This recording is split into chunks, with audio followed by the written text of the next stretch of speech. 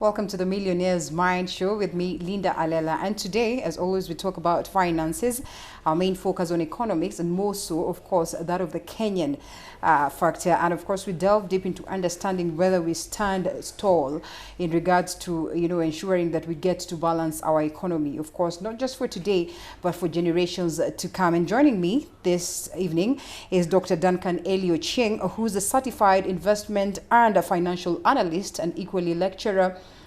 That is, of course, finance lecturer, the University of Nairobi. And of course, he'll be taking us through what he feels about what economy is all about and how best we can play about to ensure that we get to balance our economy, not just at the level of the state, but technically at an individual level. So welcome on board. Indeed, a discussion that you do not want to miss out on. You can always interact with us, of course. Let's get to hear what you have to say over the same. The SMS short code is 40920. Let's get started. And as always, being a doctor, I think we'll go to the question answer session.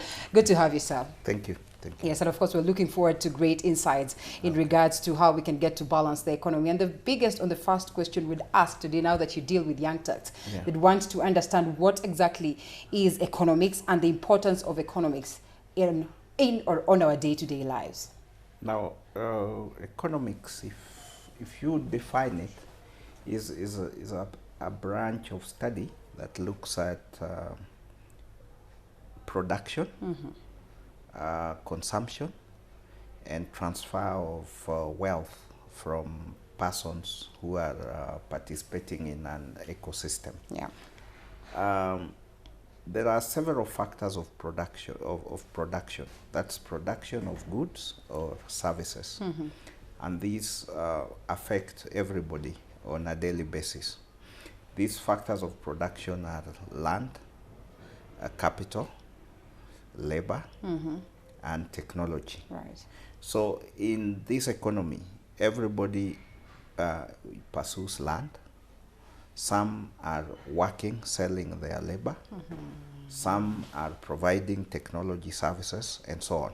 So the good or the bad of an economy would affect everybody in a nutshell. All right. Yeah. Okay, well, so on a day-to-day activity, then it's necessary that we get ourselves involved in matters economy, because these are factors that revolve around our livelihoods. So when we look at these factors then, how would you rate the Kenyan economy as it stands right now? And do you suppose it's on a stable or trajectory? I don't know whether it's right to say stable trajectory, or we are headed towards the right direction. That would be not having a straight answer. All right. Because it depends on where you sit. Okay. And where you sit as a scholar, as a government practitioner, Right. or as just a citizen. But by and large, there are some imbalances in an economy which may need to be fixed by government practitioners. And if they are fixed, then we get to the right trajectory. Right. But we are not badly off. So it's not, I would not say we are stable as an economy. Double speak from the government that today they wake up and tell us that we are okay. The next day, some few of them acknowledge that we are not on the right trajectory. Economists critically, criticizing the way we are, the direction that we are headed to as an economy. When you look at that and you say then that there's not that fixing that is needed by the government, so how then can it intervene to ensure that it gets to balance the market? Say, government has tools that they can use to fix an economy through fiscal policy, right, and through monetary policy. Now, fiscal policy is through government expenditure. Now, when government funds public infrastructure development, for example, the funds trickle down to the common players in the economy. And then that would provide funds and capital for entrepreneurship. But if that fiscal policy is not pro-expansion, right, then you are not able to fix the economy in that case. Now, on the monetary side, government can also influence money supply in the economy, either by borrowing or by borrowing from the private sector, Right. or not borrowing at all. And all those have implications All on right. the economy. The common Mwananchi then would want to base so much focus on the tax factor. And then the question would be, how much then should the government come in to raise the tax and use the very same revenue that they have collected to finance public spending on merit and demerit goods? Now, we have to demystify one thing. That tax is compulsory, Right. and everybody has to pay tax. Even when it's obnoxious, as many would argue? I would not feel that it is obnoxious. All right.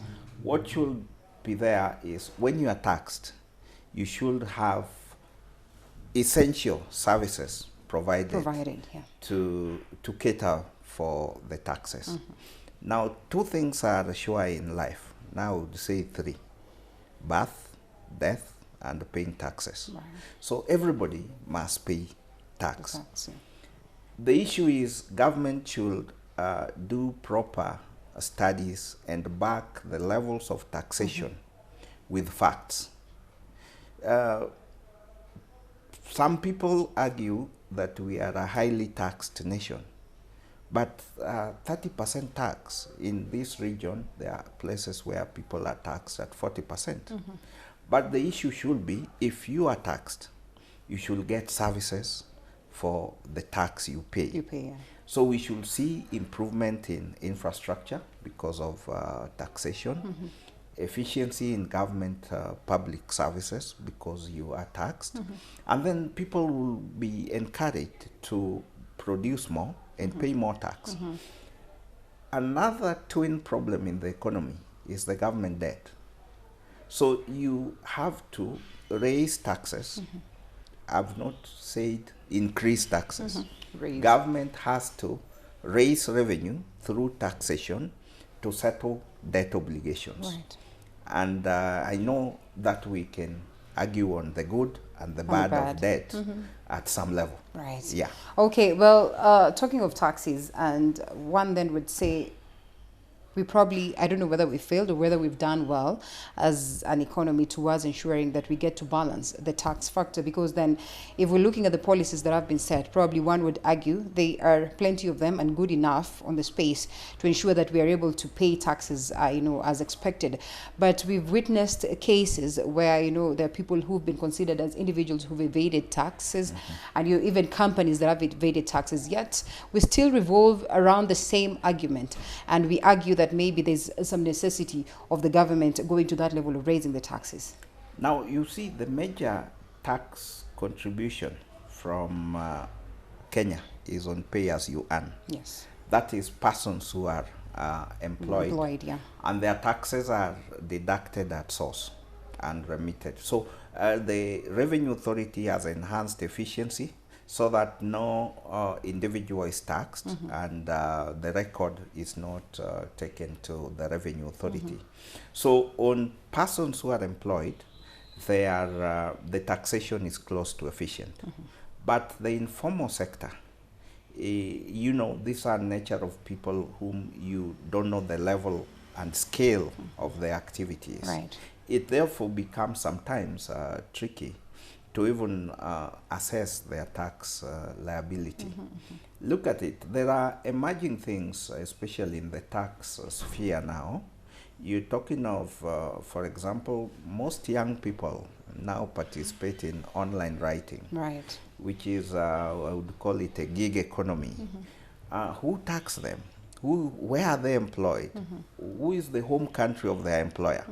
So these people are actively engaged. They enjoy services here, but they sometimes don't pay tax. To what point would the government get the stamina to go and and source out these guys and actually go and ask for tax from them, when you're looking at a situation where we argue that, of course, there's growth of the economy in Africa, yet the informality factor of it is still in the picture, like there's no decrease of the same? Now, informal systems Is it because thrive. of the level of unemployment so that it becomes even hard to, That's go one. against? Yes. Informality thrives, or I would say a black market thrives where people don't appreciate the formal system. Okay. So why would a person want to play in a black market? One, he feels disenfranchised from the formal economy. Or he feels that, yes, I pay tax, but what is the value for money in my tax? So then that would be an enticement not to comply with tax regulations. But as I told you, tax is a compulsory and people Should proceed and pay. pay. Yeah. So if you are a player in an informal economy, what I guess is lacking is capacity building from the revenue authority side. Yeah. Maybe they have lean staff, but there should also be capacity building on the informal players and tell them they need to pay tax and the forms of tax that they should pay. Because you may find there are honest people doing business, they don't know what level of tax they should pay or even which tax they should pay. But when the taxman ever catch with them, they are handled with a lot of contempt. But it may have been that their capacity has not been built. Yeah. All right, interesting. And when we're talking about, of course, the growth of an economy, we look at different sectors. And in this particular point, I would love us to delve a little bit on the manufacturing aspect of it, because even when we're talking about this level of informality, most of these people, graduate, or probably the little businesses that they are doing grow to that level where they can have industries and, manufacturing bodies and all that. And as you can see, the government has channeled so much towards ensuring that we strengthen the manufacturing industry. Why do you suppose then the manufacturing productivity is still low in the country? If you look at it globally, I guess manufacturing should not be a driver of our economy right now. Globally, technology runs the global economy at over 60%. However, because we need goods which are manufactured in the industries, there may be need to relook at the manufacturing policy for a country. And I'm thinking bodies like Private Sector Alliance and the Chamber of Commerce should look at a way of bringing on board these manufacturers and bringing them into a formal system. But there should be incentives for that. Now, why do you struggle to build a company, build a manufacturing brand, and then all of a sudden your shop is closed? There's overregulation sometimes. This overregulation in some sectors also is a disincentive for manufacturers. All right, so before we delve deep into understanding what are some of the notable advices that we can, or you can, give to the government towards addressing the issues of debt in the country, I think I introduced us to the macro, of course, economy, before we got to just enlighten the viewer of what exactly macro and micro economy is all about. So if you'd please. Now, micro means individual, and macro in this case means overall. So in the context of a country, the companies that operate in a country operate at a micro level. But now the country is at a macro level. So when you're discussing those factors of production, you can look at them at a country level, then you are looking at a macro factor. But if you are looking at it at the farm level, then you are looking at a micro aspect. All right. Okay, yes. Officially, we've been labeled as a debt country. Yes. Well, a country that is fond of borrowing, which we say in a way, economically we can argue is not wrong. If you are going to get, or you're going to put the money that you borrowed to maximum use, and we, acknowledge and we see development in that sense. So what are some of the advisable ways then that you would come in as a specialist on matters finance to, just advise the government on how they can get to invest some of this money that they have borrowed? One, the labeling is incorrect. The IMF recommends that threshold of government borrowing to GDP should be at 75% in the maximum. Which we've not surpassed. We've not surpassed. Right. We are at 62.3%. Aren't we hitting the red line? No. Okay. In sub-Saharan Africa, many countries are way above 75% of debt as a percentage of GDP. And just to mention the statistics for 2019, right, external debt is at 3 trillion, 3.02 trillion, while domestic debt is at 2.7 trillion. That's a total of 5.8 trillion. And we're looking to hit 9 trillion. Yes. The external debt to GDP then was 30.2%. Right. While domestic debt was 30 to GDP was 32.1%. Yes. That's in the running year. Okay. So, as you have correctly put it, borrowing is not evil or bad. Yeah. What is bad is how you apply the funds you've got for borrowing. If we look at the micro that you were discussing, if you go to a bank for some reasons, for consumption, the bank should not lend you because you should have planned for your consumption. Right. So you should be lent for production. And there should be a clear way that what you are going to invest in will have a repayment capacity. Right. So government borrowing, even up to 9 trillion, would be acceptable, but this fund should not go to waste. This fund should go to productive avenues that can grow the economy and make us able to pay our total debt. If the economy is performing well, people are taxed appropriately and they pay willingly, then you are able to repay the debt. From statistics, I would tell you there is no given threshold of what level of debt for a country is bad or good. And when you look at the Second World War, the UK and the US had very high levels of national debt at the end of Second World War.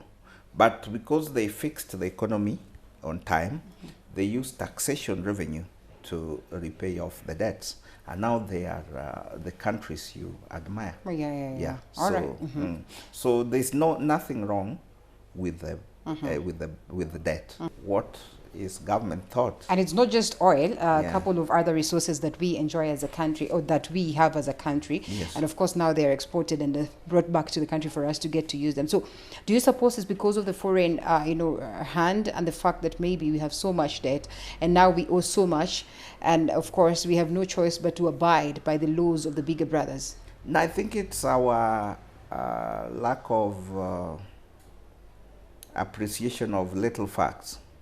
Fine, these people have come to drill oil. Have you agreed with them on terms? Have you read and looked at the consequences of those terms? So if in the agreement you've agreed that we will drill, we get and send it crude, then you should have said, no, don't send crude. Build a refinery here and employ more of our people. Right. So I think it's the way some contracts are structured, and somebody has just not taken their job seriously to really scrutinize some of these contracts. And also another thing that is lacking is public participation. Because maybe these things we are observing, if you brought serious public input into the development debate, then they would tell you what government decision is making may not be right. Perhaps if you did it this way, it would be better. Right. Yeah. Okay. So I feel public participation is also sometimes lacking, because you wake up, you find a road in your neighborhood is being done. It's being done. Who consulted you? Nobody. Yeah. And of course, it's enshrined in the Constitution that we should be consulted. Yes. And we still keep quiet Yeah. and fail to proceed and question some of these things. And, you know, when you look at the agreements that our leaders, you know, have with this, of course, bigger brothers, the China-Africa summits that they hold, the Russia-Africa summits that are held, you know, numerous of them meeting, of course, these bigger brothers. But at the end of the day, the biggest question then would be, what is the interest of our leaders in regards to the interest of the people back at home? Because when they argue on the table, do they also ensure that they come back home with goodies that would be good enough, or on a 50-50 basis at least? In most cases, we are on the losing end. That's more like it on Business Niche. It was great having you, Daktari, but of course, we're not letting you off the hook until we cross over to Quickfire, where we get some lighter note of questions. Not really light, we just get to crack our brains and see whether we are still up to par in regards to some of the things that we learned back then in school. Which natural disaster is measured in a Richter scale? Earthquake. Wow! Who discovered penicillin? Maybe the name penicillin?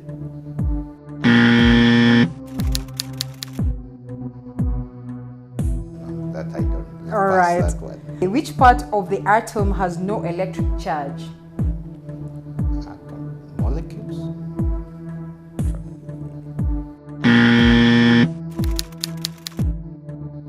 Neutron. Yes. What is common name for dried plums? Pass.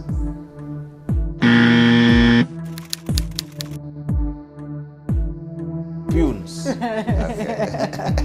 What other name does corn go by? Maize. Oh, okay, yes, that one. Grain. Maize. Wow! Which planet is the hottest in the solar system? Sun.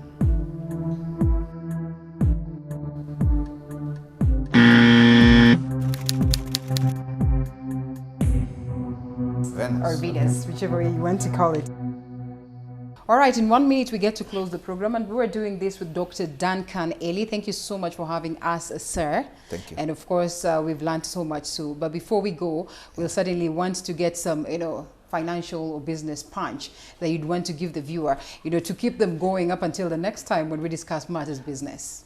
I would say we as members of this country, Right.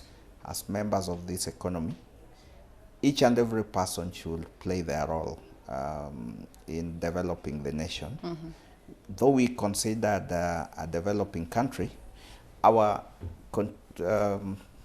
common contribution would drive this country far in terms of waking up daily, doing your work diligently with honesty, Right. earning your fair share from what you do, and practicing business ethically will drive this country very far. Amazing. Individual push. I think that is the best advice ever, because then again, we always wait for the government to solve our problems. But in real sense, you know, it all starts with you. And I think that's where we're going to wind up the program. My name is Linda Alela. It was great having you. And once again, Daktari, thank you so much for your time. We're looking forward to see you some other time as we discuss matters business. See you then. Thank you.